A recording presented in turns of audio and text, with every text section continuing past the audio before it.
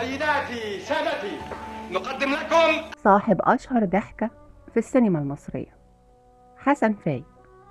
مصري أصيل، اتولد في 7 يناير سنة 1898.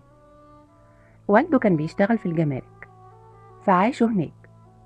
بعد كده اتنقلوا القاهرة وبدأت موهبته بعد ما أخد الابتدائية.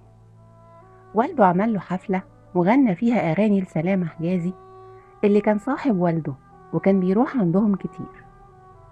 بس بعد كده رغم موهبته والده رفض انه يدخل عالم الفن، فاشتغل في محل ملابس لحد ما والده توفى وكان عنده وقتها 16 سنة. فبدأت رحلته مع المسرح مع روزا اليوسف.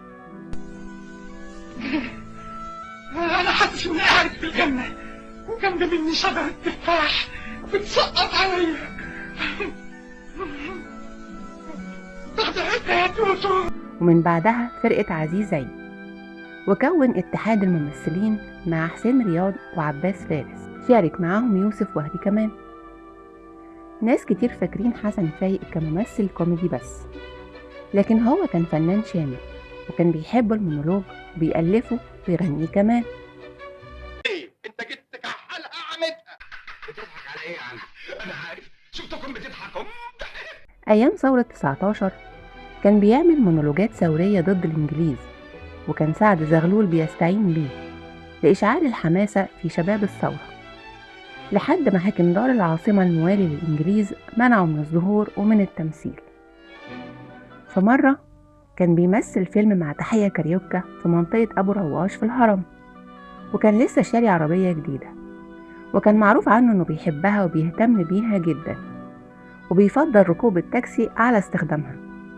المهم يوم التصوير الصبح كلمه المخرج عشان يروح الهرم من مصر الجديدة بعربيته، فاعترض وأصر إن هم يبعتوا له عربية تاخده من البيت للوكيشن التصوير، وده طبعا عطل التصوير، بس المخرج ما كانش عنده بديل. فتحية كاريوكا قررت تعمل مقلب في حسن فايق، ركبت مع عربية الإنتاج اللي كان فيها معدات التصوير الخارجي، وراحوا يجيبوا حسن. وهم في نص الطريق صرخت كاريوكا وقالت عقرب عقرب، ونط حسن فايق من العربية وحلف ما هيركب عربية الشغل تاني، وراح بعربيته تاني يوم.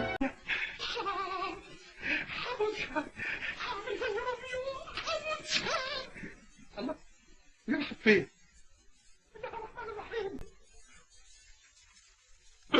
فايق اتجوز مرتين، زوجته أم أولاده السيدة نعيمة صالح، وعاشوا في سعادة لمدة 40 سنة. وبعد وفاتها محبش الوحدة واتجوز بنت أصغر منه ب30 سنة، وطبعا بناته الاتنين اعترضوا. انت رغاي ليه كده؟ والله اتفضل استريح. اتفضل استريح يا بابا. ميرسي. وللأسف الصحافة هجمته جدا، وده اتسبب في انه يصاب بشلل نصفي، وكان ليه الأثر النفسي السلبي الأكبر عليه. انفعني ليه؟ ما تروحوا بقى. روح يا اخو.